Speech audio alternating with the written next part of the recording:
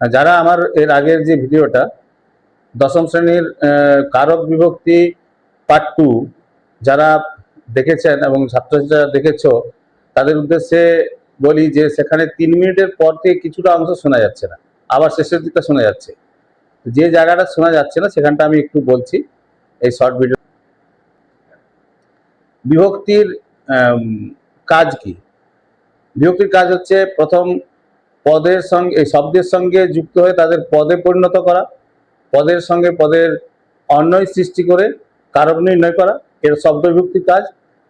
আর ক্রিয়ার কাল ও পুরুষ নির্ণয় করা, এটা ধাতু বিভক্তির কাজ। এরপর তাহলে আমরা পেলাম যেটা যে বিভক্তি দুই প্রকার, শব্দ বিভক্তি এবং ধাতু বিভক্তি। তাহলে বিভক্তি কাকে বলে, গুরুত্বপূর্ণ প্রশ্ন, সেটাই ওই অংশে আছে, আমি বলছি।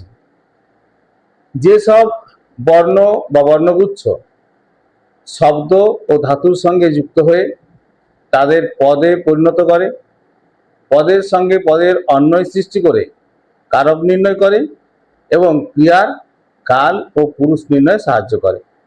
ধন্যবাদ।